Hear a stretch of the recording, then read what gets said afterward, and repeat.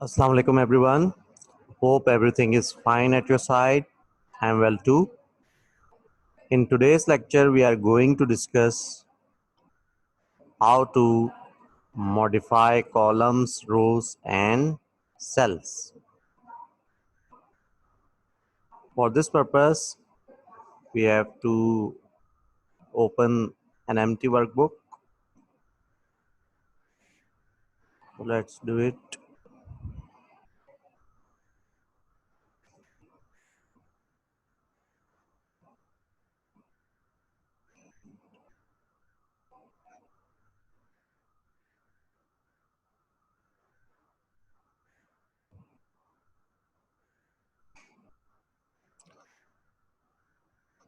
In this interface, click on blank workbook.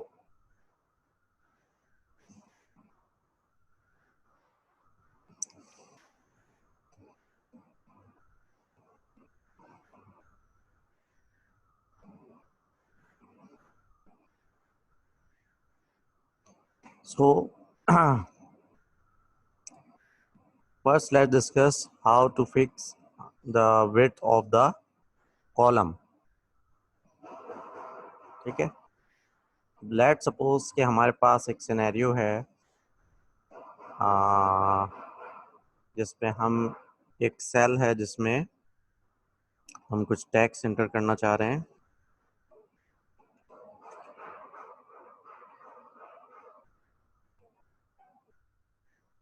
ये monthly budget जब मैंने इसमें टेक्स्ट एंटर किया तो आप देख सकते हैं कि ये जो कॉलम की मैक्सिमम विड्थ है इससे ये एक्सीड कर गया है। अच्छा, बाय डिफ़ॉल्ट हर कॉलम की जो विड्थ होती है वो सेम होती है, ठीक है।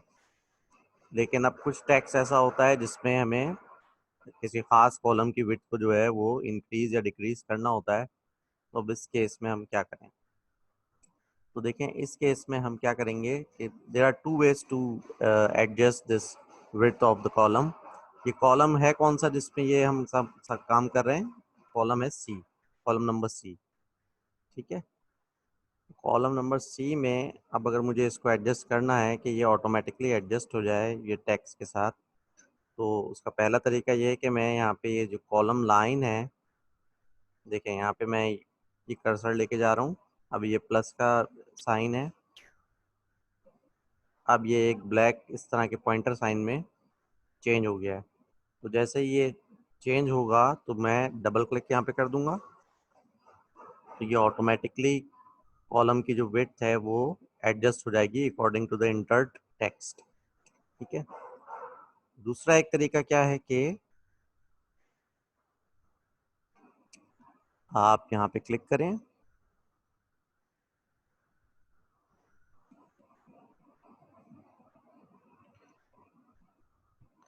और इसको मैन्युअली जो है वो आप ड्रैग करें यहाँ से और माउस का बटन रिलीज कर दें।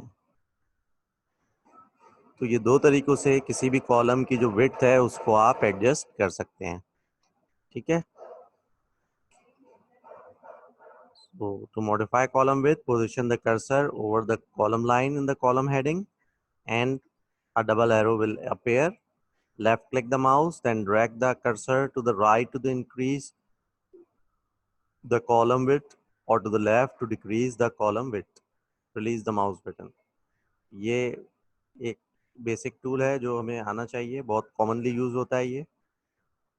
उसके बाद इसी से जो है रिलेटेड एक और चीज़ है कि अब अगर हमें हमारे पास सिनेरियो इस किस्म का हो कि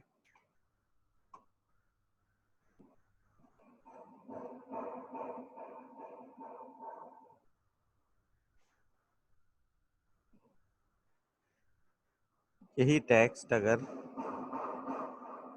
यहाँ एंटर्ड हो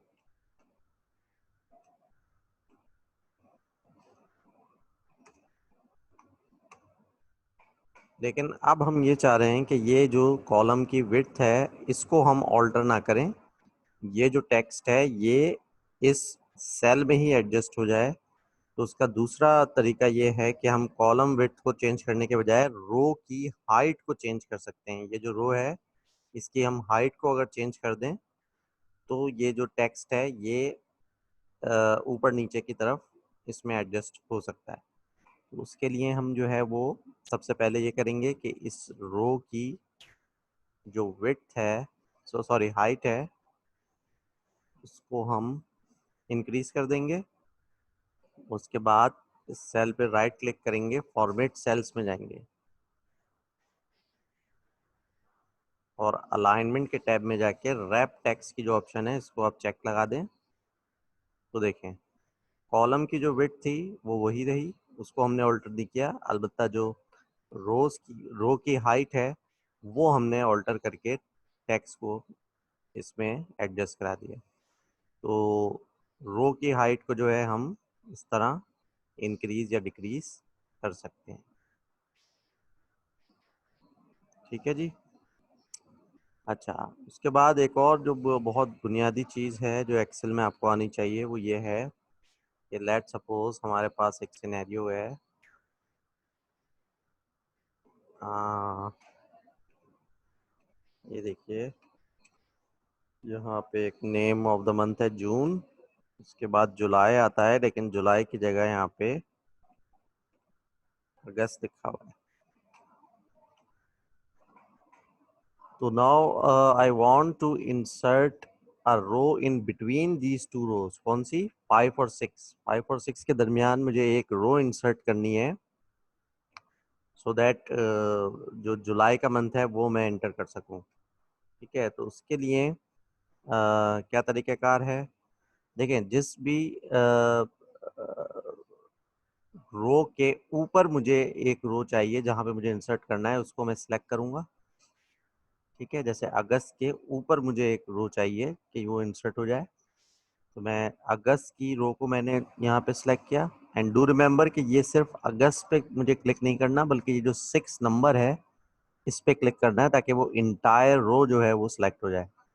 उसके बाद हम क्या कर सकते हैं, इसमें भी हमें करने के दो तरीके हैं।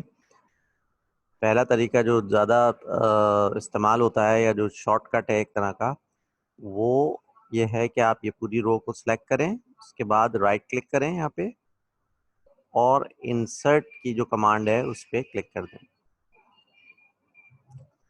ठीक है, in this way we have inserted a row between 5 and 7, यानी जून और अगस्त के दरमियान हमने एक रो को इंसर्ट कर दिया। यही चीज करने का एक तो और तरीका क्या है, आप यही रो सेलेक्ट करें और होम के टैब पे इंसर्ट की कमांड है, इंसर्ट शीट रोज पे हमने क्लिक किया तो देखें वही चीज कि एक और रो यहाँ पे इंसर्ट हो गई है। ठीक है, तो ये दो वेज हैं जिसके थ्रू आप कोई भी रो को इंसर्ट कर सकते हैं बिटवीन टू टू रोज। अच्छा, now another very useful thing to learn in Excel is that कि यहाँ पे अब हमारे पास सिनेरियो ये वाला नहीं बल्कि इस तरह का सिनेरियो हो कि लेट सपोज डे हम यहाँ पे लिखते हैं मंडे, मंडे के बाद आता है ट्यूसडे लेकिन हमने वेडनेसडे लिख दिया। सो अब इन मंडे और वेडनेसडे के बीच में हमें एक कॉलम इंसर्ट करना है ताकि हम ट्यूसडे को जो है वो यहाँ पे इंटर कर सकें। अच्छा, पहले तो इसकी विड्थ को हम सेट कर सकते हैं इस तरह, ये विड्थ हमने सेट कर दी। अब मुझे लेट सपोज के सी और डी के दरमियान एक कॉलम चाहिए सो दैट मैं जो मिसिंग डे है ट्यूसडे उसको इंसर्ट कर सकूं। तो उसके लिए भी there are two ways. First way is to select the column जिसके लेफ्ट साइड पे मुझे एक ब्लैंक कॉलम इंसर्ट करना है। तो मैं वो कॉलम सेलेक्ट करूंगा जिसके मुझे लेफ्ट साइड पे कॉलम को इंसर्ट करना है। यहाँ पे जाके मैं राइट क्लिक करूंगा, इंसर्ट। तो देखें आप एक ब्लैंक कॉलम जो है वो इंसर्ट हो गया है। यही चीज़ करने का दूसरा तरीका अगेन वही कि ये कॉलम आप सेलेक्ट करें और होम टैब पे जाके इंसर्ट सेल्स या सिर्फ सिंपली इंसर्ट पे भी क्लिक कर देंगे तो वही एक ब्लैंक कॉलम जनरेट हो जाएगा। ठीक है, अब यहाँ पे हम अपना टेक्स्ट इंटर कर सकते हैं।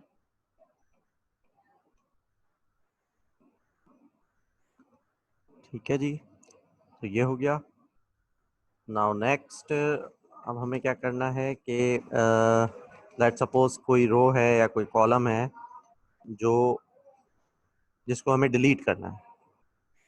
ठीक है, लेट सपोज अब कि यही जो कॉलम है ट्यूसडे वाला, ये हमें डिलीट करना है, हमें नहीं चाहिए बीच में।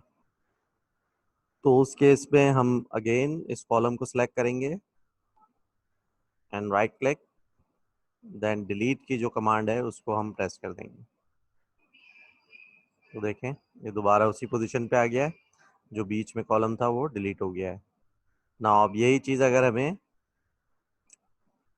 रोज के साथ करनी हो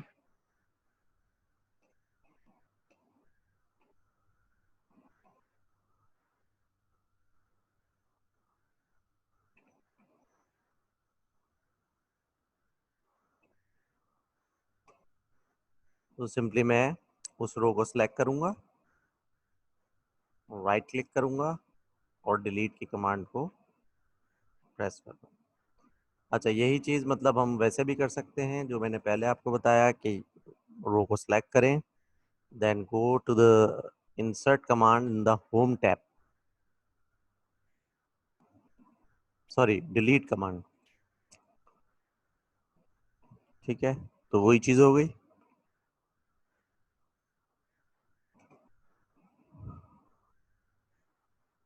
अच्छा जी,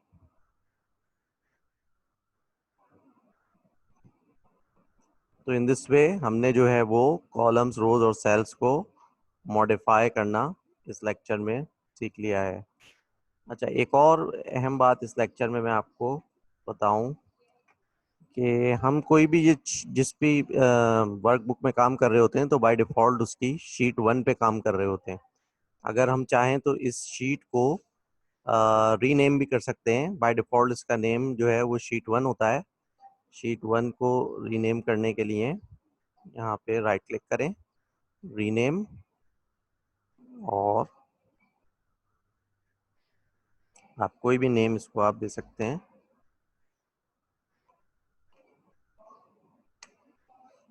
सिमिलरली इसमें जो है हम मज़ीद शीट्स को इंसर्ट भी कर सकते हैं। अगर प्लस आप बटन प्रेस करेंगे तो मज़ीद शीट्स जो है as many as you like हम इंसर्ट कर सकते हैं, और इसी तरह इनको डिलीट भी कर सकते हैं।